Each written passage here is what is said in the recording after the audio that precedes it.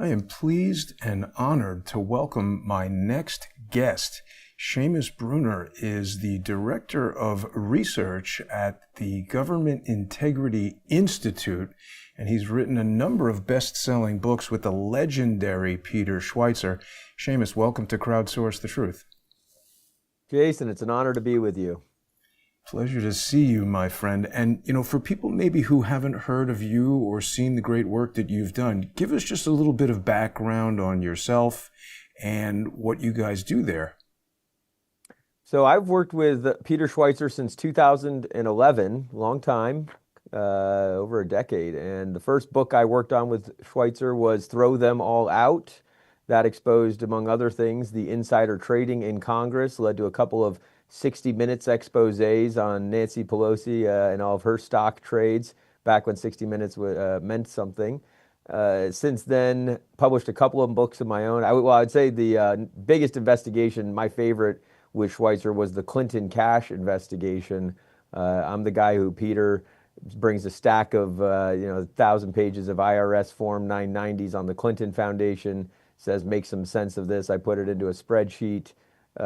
Sort them from high to low, filter them around, and out pops things like, the Uranium One scandal, $500,000 to Bill Clinton from a Kremlin bank right at the time that then Secretary of State was, Hillary Clinton was looking to approve the sale of our uranium to Russia. That was a big story. A lot of people said there's nothing there. There absolutely was. And this was years before the Russia-Ukraine conflict. So we really exposed how the entire Biden administration, Hillary Clinton, the rest of them had weird ties to Russia. They gave away the farm back in 2010 to 2013, right before the conflicts began. So that was fun. But our motto, follow the money. I wrote a couple of books of my own. I did Compromised, How Money and Politics Drive FBI Corruption. Covered all kinds of figures now under the microscope for this Arctic frost. I mean, everyone from James Comey, McCabe, Mueller. I showed how they go through the revolving door. They're now on the outside raking in big sums of money. But James Comey went to Lockheed Martin once upon a time.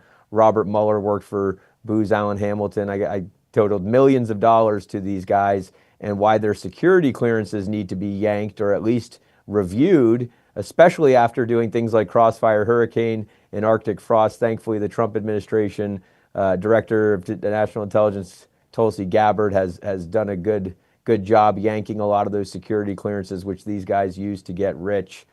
Fast forward to the most current book, Controligarchs.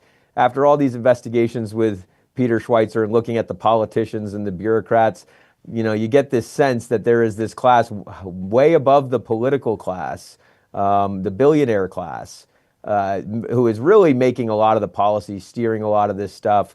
Of course, Soros has been a perennial punching bag, boogeyman, but it's real. But there's so many others like George Soros, and we've been exposing the Arabella funding network lately, the Tides funding network, of course, the World Economic Forum and Klaus Schwab. I got, all the tech guys into this book, and it's really, I'm proud of that one the most recently. I mean, it's amazing because you guys have brought forward this evidence, particularly that Uranium One.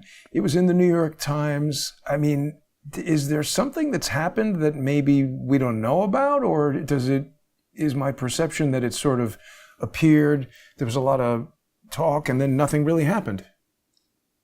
Yeah, I mean, well, like what Hillary Clinton's defense is like, the State Department is just one of 9 agencies on the CFIUS committee who approves this stuff. The problem is the other 8, well, first of all, the State Department handles all matters of diplomacy. And so if state basically has the preeminent seat on CFIUS. Now, if the matters of national security are involved, which you would think with uranium in Russia, of course, the intelligence community will weigh in. At the time, that would have been Robert Mueller. But what was really going on, it came from the top. I mean, Hillary just they were able to cash in on the Obama policy of having a Russia reset. And the whole goal, by the way, of the Russia reset is we need to reset relations with Russia. After the Bush administration, there had been, some heated rhetoric and actions. The Bush administration wanted to put in missile defense in Poland, basically park some missile defense right on Russia's border in Poland. Obama canceled that. They did a number of other things. They had this illegals program where you had all of these Russian spies at the highest levels. I mean, they had infiltrated, including Hillary Clinton's finance director in New York, Anna Chapman. This is kind of somewhat ancient history, but so relevant today. They had this Russia reset. I mean, they had the New START treaty. They gave away all these spies back to Russia. And then, of course, the Uranium One deal is one of the capstones on this relationship, which really gave Russia a huge stranglehold over the global civilian nuclear energy trade. Even to this day, our utility companies in the United States, even as we sanction Russia on petroleum and oil and gas products and stuff like that, we are still buying Russian uranium because we don't have a domestic production capability. Not really. And so Duke Energy, Exelon, by the way, is the major one out in Chicago, the major nuclear supplier for power in this country. Exelon has deals with 10X. This is a Rosatom subsidiary, Rosatom being the company that bought Uranium One. And Exelon was actually called at the time the president's utility, Obama's utility. It's from Chicago. Rahm Emanuel helped set it up. And so that's kind of what went on with the Uranium One deal. But what we learned, and I reported this in a book with John Solomon called Fallout, and that book also did really well. And I'd recommend people check it out because it's got a whole chapter on the fallout of Clinton cash and how from the WikiLeaks, the John Podesta WikiLeaks, we were actually able to see what the campaign was doing when Schweizer launched Clinton cash. It's great. They were in full-blown panic mode. Julian Assange actually penned a note on the release of the Podesta emails saying that the biggest smoking gun in these emails is the Uranium One deal. But I digress. This strategy of appeasement, John Solomon and I reported in Fallout, is precisely what led to the current conflict with Russia and Ukraine. So it was really a weak foreign policy on Obama's part that led to this, and we're now seeing the effects of it. Everybody wants it to end as quickly as possible. And does any of your reporting inform you, or do you have an opinion as to why it seems like so many European leaders and even people in Congress want this war? It seems like they want the war to continue, doesn't it? Yeah, I mean, well, it sure does, and it seems really, this is just my opinion here. It seems nonsensical to not get to a peace deal, a ceasefire, and end this conflict as quickly as possible, because nobody wants a nuclear war. And Russia, as everybody assures us that Russia's crazy and would fire nukes. So it's just, I guess war is profitable if you keep it at a low enough level. You don't go into nuclear territory. But I can't really imagine, because it's really screwing Europe over, who gets a lot of fuel from Russia. I mean, in the blowing up of Nord Stream 2 and whatnot, I mean, that's kind of put Europe over a barrel in some ways. So I can't understand why they don't want to get to peace as quickly as possible. I mean, it's really amazing, particularly somebody who's done the degree of research that you've done. I mean, you have obviously far more knowledge at such a greater depth than it's beyond the average person. I would say you're a scholar in these matters, and you're baffled by it. It's really difficult to understand. I mean, what do you see happening now? Let's just stick on Russia and Ukraine for a minute, because I agree with you. It all seems tied to all this. And now we're hearing, with the rise of AI, the need for nuclear power in the United States is going to rise. It seems like the Clintons sold out our military to China, sold out energy to Russia. Can any sense be made of this?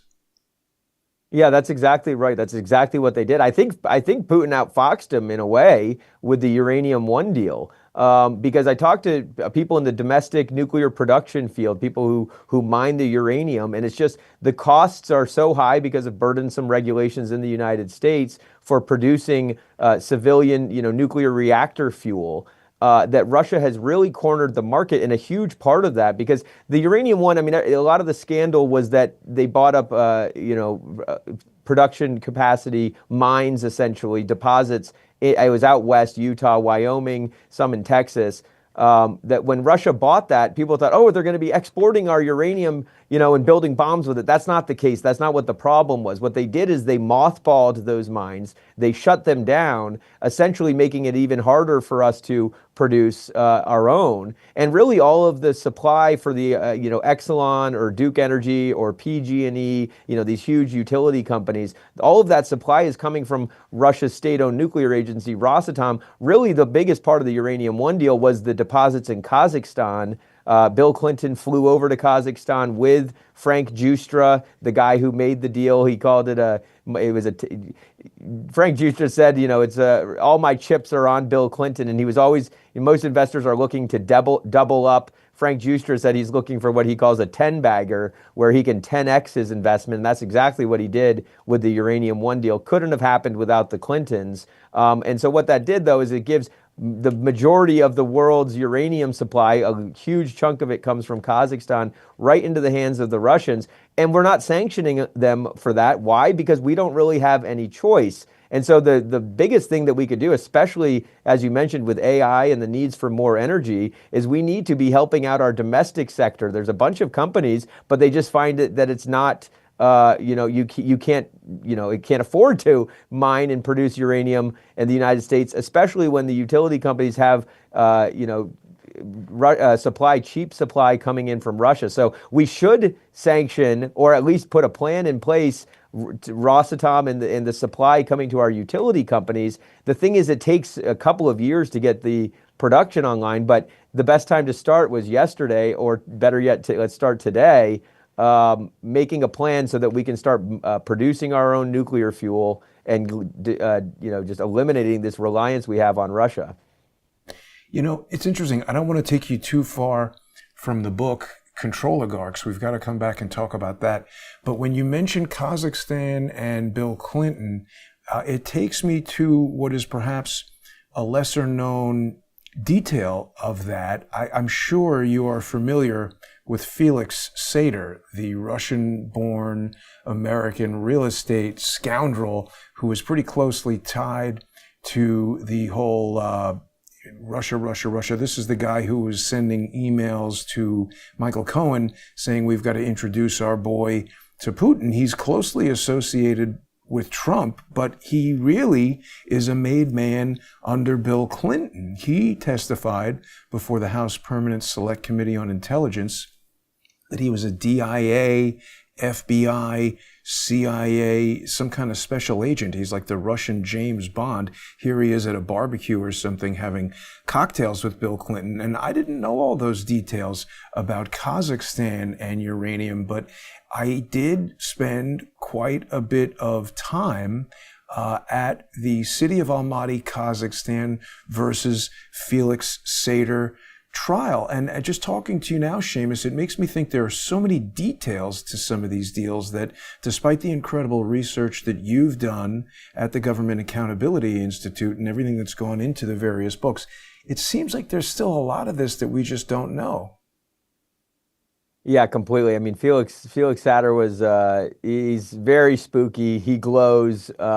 You're absolutely right. I mean, his work with the intelligence community on our side began, but there was connections through Russia, et cetera, to Afghanistan, et cetera. I believe he was an informant relating to the Bin Laden network. I think he actually had some sort of weapons deals or something. But his activity, there's a really interesting interview because he did deals with Trump, but then he sort of seems to have flipped on Trump, became a big a guy who tried to, push Russia and get Trump taken out. There's a great interview with, it's Chris Hayes of MSNBC, where Felix Sater, and it just burns in my memory, all but admits he's working for, I think he was working with Mueller or the Mueller team. And so, oh yeah, not sure exactly what his deal is, other than it's kind of spooky.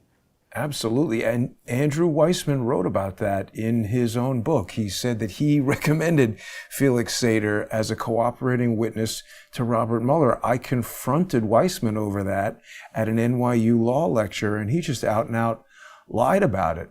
So Given what you know and all these things that we're talking about, do you see anything happening? Everybody's talking about Arctic frost right now. We've got Kash Patel in there. What, if anything, is your forecast for what's to come? Yeah, well, I mean, Kash Patel wrote the book on it. I met with him a lot. While he was working on that book. The book is called Government Gangsters, and I think the title's perfect because that's exactly what these guys behind Arctic frost are. There's a problem. I mean, a lot of the people who worked on Arctic frost are still in the FBI. So I think what Kash Patel needs to do is fire those who were working on Arctic frost. Those who didn't blow the whistle, which would be all of them, and yank their security clearances, because that's the next step after firing someone is you got to take away those security clearances because they then go use those to cash in and they're still able to access classified material. So yeah, Arctic frost is probably the biggest scandal. I mean, and it's hard to say that because every time we get done with an investigation like this, right, surely Uranium One and selling out our energy sector to Russia, it's got to be the biggest scandal, right? And then we do the Bidens, by the way, with a $1 billion private equity deal backed by the Bank of China for Hunter Biden with the Bohai Harvest, and then the Burisma. I mean, you've just got all these foreign governments, but so every time we say this is the biggest scandal in modern American history, in American history, it's hard to rank them, but I would say Arctic frost has got to be at least the biggest domestic scandal, in FBI scandal, intelligence community scandal. But it's all wrapped up in Crossfire Hurricane. That targeted the Trump team. Now with Arctic frost, we've got hundreds of Congress individuals as well as private organizations getting swept up into this. So, treating it all as one gigantic like Obamagate scandal, I think, the Obamagate is by far the biggest scandal in American history. You're absolutely right in that it seems every day the scandals just keep growing. It's almost like they want to make them bigger and bigger, so you forget about the relatively smaller scandals. So just sticking with Kash Patel for a moment, because he did write that book, Government Gangsters, but then I think a lot of people have questions about Kash Patel because when he became the FBI director, I think a lot of people are concerned that he maybe just got brought into the fold. One of the first things he told us is that there is no Epstein evidence. Pay no attention to all those boxes we took out of the building on the island years ago. Forget about all that stuff from his house in New York City, his house in Palm Beach. Don't worry about this missing minute or 3 minutes from the jail video. Forget about all that. Plus, Charlie Kirk got shot in the neck with a .30-06 round that would have exploded his head. I don't know if you do any hunting, but it's becoming increasingly difficult to believe anything that Kash Patel says. Do you have any insight into why he would not have done these things that you're talking about, fire these people at the FBI? I mean, it seems like he's doing more of the same, doesn't it? Yeah, and when he was appointed FBI director, I thought to myself, I don't envy being put into that position because you're kind of faced with like either cleaning house with an agency that's probably the most dangerous agency. I mean, I don't believe it's not as simple as just firing the leadership. I mean, all the way down. And I wrote this book and I dedicated the book Compromised, How Money and Politics Drive FBI Corruption. And I went administration by administration, director by director. Every single one ends up in the same spot. Maybe they wanted to do good. Maybe they were bad guys all along. But the agency seems to be just completely lawless. And, there's some good agents. We hear that all the time. Where's the whistleblowers? I would love to see some whistleblowers. And so as far as, whether Kash has become a part of it, whether it's a futile effort, whether you end up dead, I don't envy the FBI director because either you go along to get along or the next terrorist attack or the next, event that, gets missed, you get completely blamed on, it all gets blamed on you and you have blood on your hands and you're destroyed for all of history. So it's like a no-win situation being the FBI director. I'm not in his shoes, so I can't speak to, it may be just easier said than done to go in there and just overturn all the corruption. I wish it weren't. I hope he does, but I agree with you. I'm not seeing, the things I'd like to see. I agree with you completely. The other aspect is they really do love plane crashes and car crashes. And so, I mean, who knows? Maybe there are threats. Louis Freeh, of course, was the FBI director, very closely associated with the Bidens. And I don't know if he was ever down for blowing any whistles or doing anything other than, leaving right before 9/11. They love that too, right? He leaves right before 9/11. Mueller comes in just days before it happens, and they can both sort of say, hey, I wasn't here, I just got here, we didn't know. It seems to be a pretty common occurrence. Exactly. Is there any Exactly. hope, I mean, Seamus? I don't want to spin conspiracy theories here, but I mean, you look at Butler and just a narrow miss on President Trump. You look at the Kirk assassination, and then something like a 9/11, and with all of the, either like he was on our radar, the FBI, and just look at all the school shootings. He was on our radar, but we missed it, or whatever. They brought him in several times. I mean, without going too conspiratorial, it's pretty there's enough credible shady instances where we don't have all the facts that one could be credibly threatened to either will do a Butler or a Kirk or let the next terrorist attack fall on you. At which point you got to either, I guess, resign, or I don't know. I mean, it's a pretty tough situation. Our government's lawless. I think his book is right. It's government gangsters. I mean, people are wearing suits, but these are total thugs. I mean, just the Arctic frost and the names and there's plenty of names you don't know. Yeah. Yeah. And, we've got Comey now under indictment. Any hope that'll stick? Well, I think that, they were trying, the indictment was rushed. I mean, could have come down years ago, but in order to fall within the statute of limitations, I think they're still trying to add some more crimes to it. So he certainly seems to have broken some laws. Just the lying. Same thing with Clapper and the leaking. We'll see. I'm a pretty cynical guy. I'm optimistic for the future. I don't live totally depressed. But after all these investigations and seeing everybody get away with it always, I can never go. I'm not going to tell anybody TikTok. Here's a hit of some hopium. And forgive me, I had the wrong website earlier there. I wonder if that's not done on purpose to get people to not go to the Government Accountability Institute, but it is what is the correct G-A-I.org is the correct. Yeah, well, and Jason, if you would, it's thedrilldown.com is where we publish all our receipts, all our investigations. So it's thedrilldown.com. The G-A-I.org is a little bit of a mouthful. So yes. thedrilldown.com is where you'll find a lot of good, high quality content.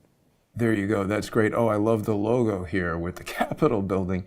I mean, Seamus, it's so frustrating, particularly as you learn more about this. So the latest book focuses on the billionaires and the so-called no kings movement, but the ones who are acting like kings are these guys who operate in secret. They do whatever they want. They're funneling millions, even billions of dollars through these, it seems to me, illegal conflations of 501c3 and 501c4 organizations. We see tons of lawfare happening that way. People like Norm Eisen and others have created what are essentially law firms that can operate with nonprofit funds. It feels like there's no end. Yeah, so we have built a database that is really special because I mentioned back for Clinton Cash, Peter Schweizer came and physically dropped off a 1.5 foot tall stack of Clinton Foundation paper 990s. They weren't OCR'd. They weren't, this is back in 2013, 2014. The technology was there, but we would manually go through these things. Like on paper, I'd enter the data into a spreadsheet, Wow. by hand. Now we've got some sophisticated tools, some AI tools where we're able to harvest, scrape all of thousands and thousands, I think hundreds of thousands of rows from the 990s themselves. So we have pulled in all of the Soros, all of the Tides, all of the Rockefeller, Arabella, funding network data, and so much more. Neville Roy Singham, this really radical guy who lives in China. We've got all the tech guys, all of their NGOs, and we're able to map the money flows with precision and very quickly. So what we did, I was at the President Trump's White House roundtable on Antifa a couple weeks ago, and all of the reporters there were they were the brave journalists who get on the ground like you, Jason, and kind of get into the, they're there documenting events as they happen in real time. I've never, thankfully, been beat up by Antifa, but I noticed I was just the one guy there who's kind of like the follow the money guy. And what I told President Trump and the cabinet was that Antifa, I mean, it's great that you're taking the threat seriously from these people committing violence in our cities, but the problem is much bigger. And so we follow the money to what we call the protest industrial complex, or Riot Inc. for short, and found that there is an entire ecosystem. I mean, like any corporation, Riot Inc. has multiple divisions. It's got the Antifa division, boots on the ground, but it's also got a PR and communications division. It's got a very well-funded legal division. This would be things like the National Lawyers Guild, or even the ACLU helps get these rioters, violent criminals, out of jail as quickly as possible, back onto the streets so that they can be at the next anti-ICE riot.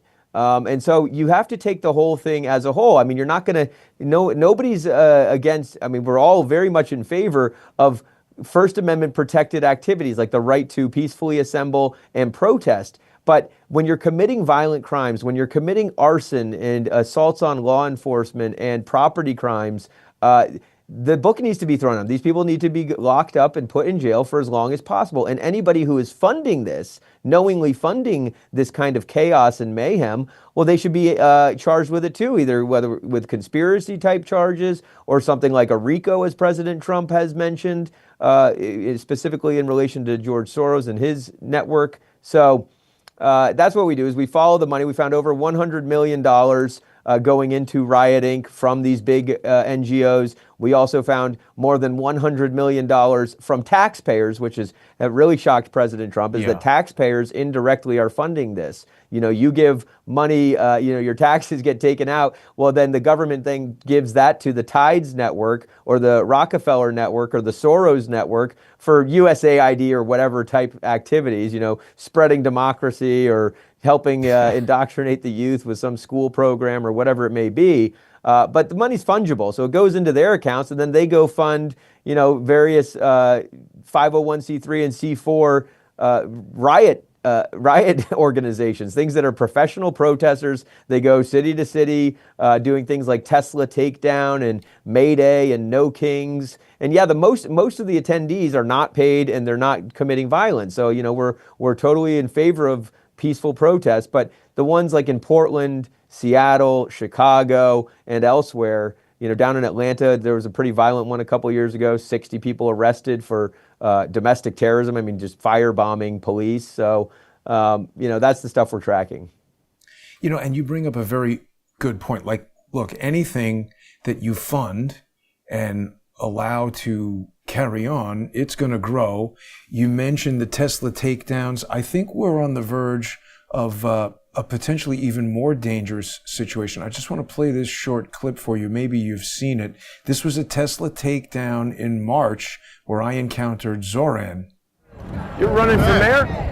Yes, I can hear you. Isn't this not First Amendment activity, shutting down a business 3 weeks in a row? How many New York City businesses could tolerate to close their location 3 weeks in a row? This is an economic attack on Tesla. How can you sanction this? You will never be mayor. This is not the use of the First Amendment. This is, step away from me. Don't advance towards me like that. Yeah, you did. You just came up to me in a threatening manner and you're advancing. They got thugs. They're out there with signs that say burn a Tesla, clear incitements to violence. They intimidated customers who tried to approach the showroom. They had to close it early. Obviously, it's not First Amendment activity. I mean, if they went to the park and said, we hate Elon Musk, don't buy a Tesla, that's one thing. But when you start to make it impossible for the thing to conduct business, those were serious questions I posed to him. If this were a bakery or something, 3 weekends in New York City with no business could put you out of business. Why would Elon Musk, why would the NYPD allow this? Oh, that's a great clip. I saw it when you did that, and you're exactly right. I mean, that's not First Amendment protected activity when you're harassing and disrupting commerce, voluntary commerce. I mean, that is, and they do this kind of stuff too. I mean, it's like we are again totally in favor of First Amendment activities, but shutting down the highways or shutting down the airports. So that people who might need like someone in a hospital, I mean, so they do this kind of stuff and they act like, oh, well, this is just nonviolent resistance. And it's like, well, what about the people in an ambulance who need to get to the hospital? So they're high. I mean, you were exactly right with your question. I'm glad you grilled them on that because it is not, in my opinion, First Amendment to be burning Teslas or, causing damage, assaulting people, getting physical with people. None of that is a First Amendment protected activity, and they need to be arrested. And I don't, I feel so bad for New Yorkers. I wish you were right in that video. I hope, maybe there will be a miracle, but unfortunately, I don't see things getting much better for New York anytime soon. I agree. And it's also, I mean, whether he gets elected or not, I agree with that statement, but it's looking increasingly likely that I was incorrect. I hope not, but he may well become mayor just a few days from now. I mean, it's amazing. Setting aside his ethnicity and religion, just his lack of experience, his lack of ability. I think it would be an exceptional individual who would have the wisdom and organizational skills to run something as complicated as New York City at the age of 33. And there is nothing about him that says that he's qualified to do that. No, exactly right. And he's a self-avowed democratic socialist, which is essentially the political arm of Antifa, or Antifa is basically the paramilitary arm of the democratic socialists. I mean, you just couldn't get more radical. Aside from the radical Islam connections, just the radical Marxist progressive connections are alarming. But he's got powerful forces behind him. He's not going to. He's a pretty face like AOC. Who young and charismatic, I suppose, who gets elected, but they don't really know what's going on. There was reports from Asra Nomani just the other day. We confirmed the numbers. George Soros and the Open Society Institute, they've got an entire network of advisors who will actually be doing the day-to-day policy running, which is going to be a disaster for New York, opening prisons, rent controls that are going to really make everybody's rent more expensive. This kind of stuff is just recipes for disaster, and it's right out of the Soros playbook. Unbelievable. So is it, in your opinion, that George Soros intends to short the dollar? I mean, when you collapse, I just think back 24 years ago, we had 9/11. Essentially, one building was destroyed, and the entire, certainly U.S., if not the world economy, was impacted by that. If you start really damaging the business climate in New York City, I just don't see how people can't see the kind of knock-on economic effects. And again, setting aside his radical policies or what he might do, even what he's saying, he says we need to make New York more affordable by taxing the rich and all this. It's a little bit like the plan. I don't know if you remember in the 1980s, they released this thing called the Cadillac Cimarron, which was a low-cost Cadillac. And it's kind of like a McDonald's veggie burger. It just does, no one who wants an inexpensive car is buying a Cadillac, and no one who is buying a Cadillac wants an inexpensive car. It's not about making New York City more affordable. It's about increasing the economic engine that is New York City so that everything that flows out of it makes people more wealthy so that then they can afford things. Don't you agree with that? Yeah, completely. And I think we're going to see a flight, mass exodus probably. I don't know how long it'll take, but, just like after COVID with the crazy. I mean, that's why I feel so bad for New Yorkers is it's like, well, you've got Mamdani, but then next up you've got Cuomo, who was a proven disaster. Many COVID deaths on his hands. So, but yeah, I think you'll see mass exodus. Maybe that's a play here for the Controligarch billionaire class who like people like Mamdani, which ordinarily you say, what the heck would a capitalist or someone who's made so much money like a socialist for? Well, it's like they're immune to the tax the rich, eat the rich. That just refers to anybody who's making ends meet at 250 to above, not the George Soroses who have all their money either in tax shelters or set up a nonprofit dark money structure to not have to pay taxes with. So Maybe it's about scooping up some of the real estate cheaper. Ultimately, I think, Soros, he just really is a radical Marxist who thinks America ought to be taken down a peg and funds all of the kinds of people who are going to see that through. I mean, I know I'm trying to sort of keep asking you to come to conclusions, which is difficult to do, but it really seems like the only thing I can conclude is that these people want to, the controligarchs, they want to destroy the economy really at large, where, as you said, their assets, their yachts, their mansions, their holdings in foreign currency or gold or however these guys have money, they seem to be completely insulated. And if they collapse the economic structure that everybody else relies upon, they'll just become more wealthy as they did in COVID. It just seems like the only logical conclusion we can arrive at is that this is a plan for utter destruction. Yeah, I mean, and I'll give you two points. I'll give you from the beginning chapter of the book and from the end chapter. The first chapter is called The Good Club, and it documents a meeting that happened in New York City in May 2009. It was convened by Bill Gates, George Soros, Warren Buffett, Oprah Winfrey was there. It was roughly 15 people. It was at Rockefeller University in New York. The context is that Barack Obama just been elected. They all had done a lot to get him there. And they said, we need to have like kind of a strategy session to figure out what are we going to do with this opportunity we've been given. We need to come up with an umbrella cause under which all of our various pet projects can unite. And Bill Gates suggested it. They all got on board. And the cause was overpopulation. And that's a true story. You can look up the meeting of the Good Club. It's reported in mainstream press. Overpopulation is the biggest cause.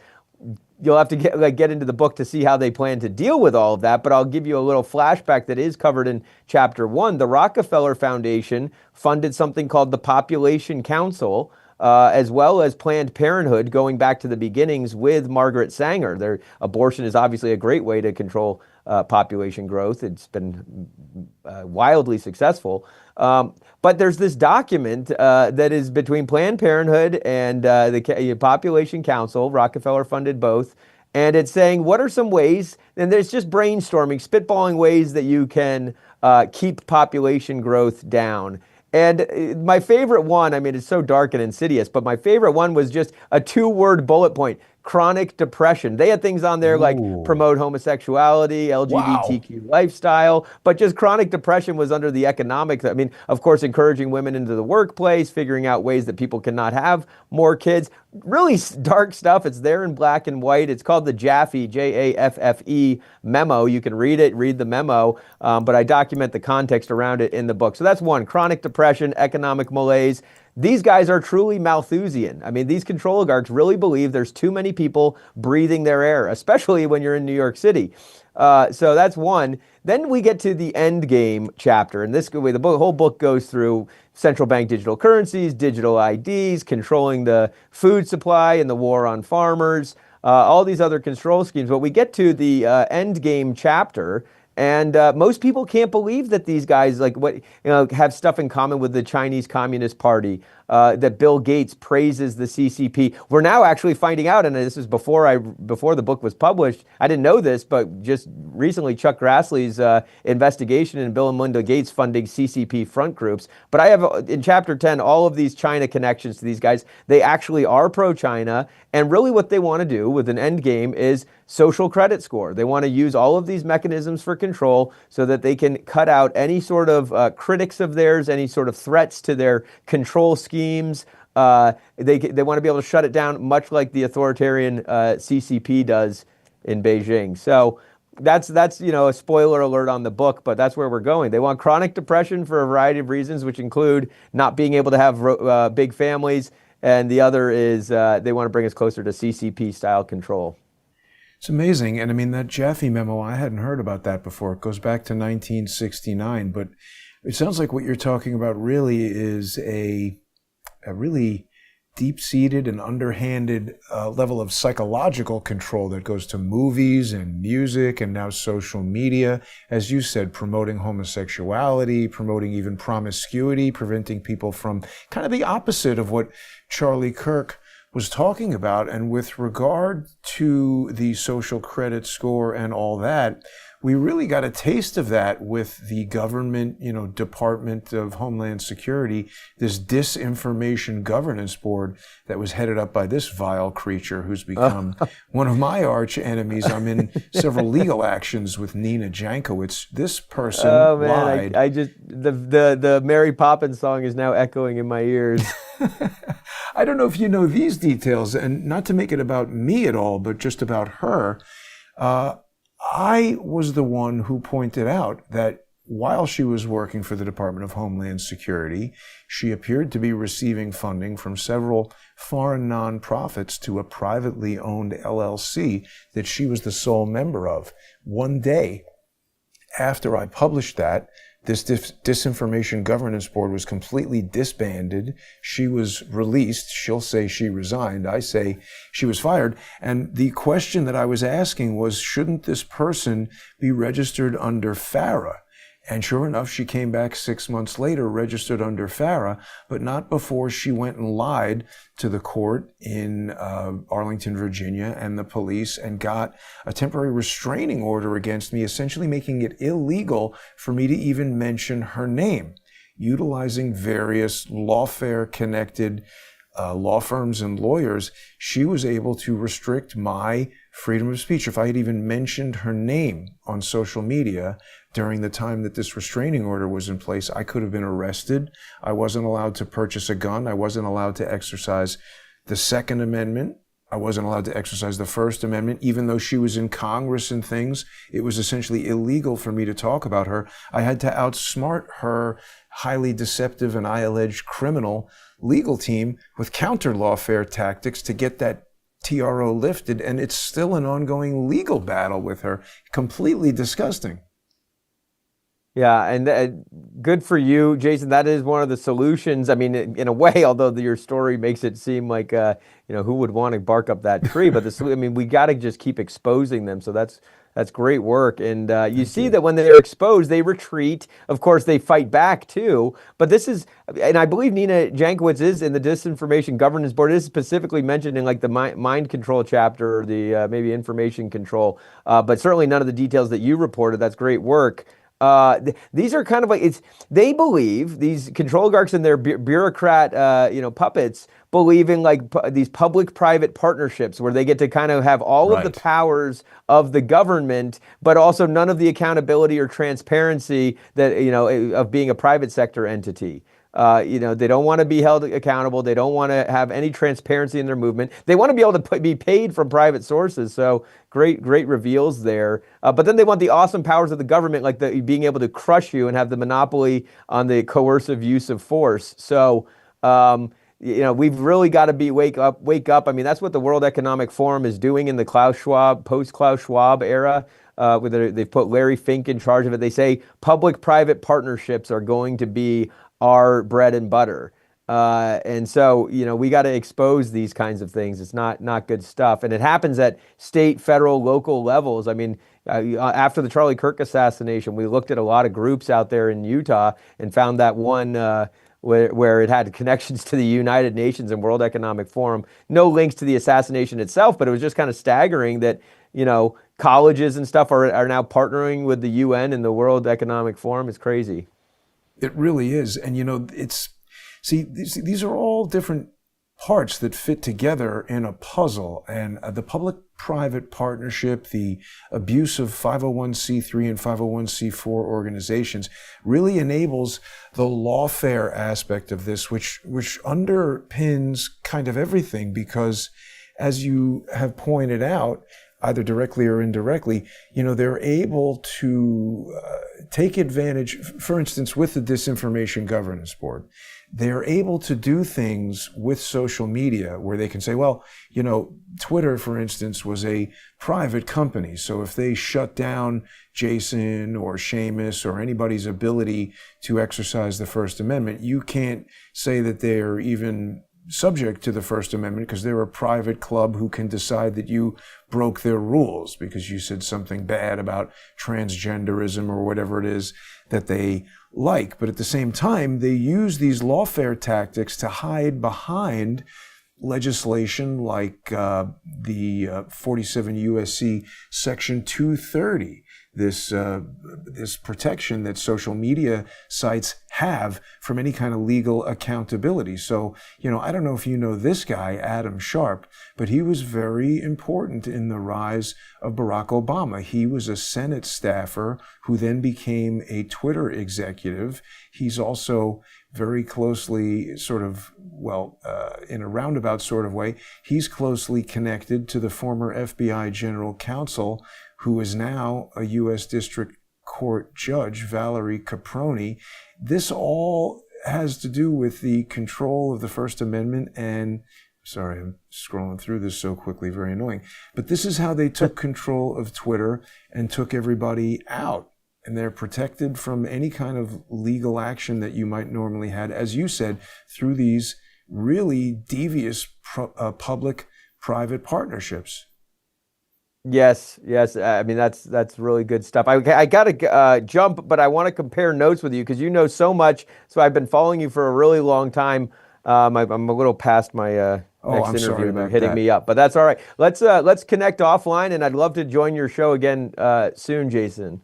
That would be great, Seamus. And everybody can find you on X at Seamus Bruner. Don't forget to buy the book, Controligarchs. And it's been great speaking with you. I definitely look forward to future conversations. Thanks for joining me. Have a great day, Seamus. And don't forget, everyone, you can support Crowdsource the Truth on crowdsourcethetruth.substack.com or subscribestar.com or patreon.com.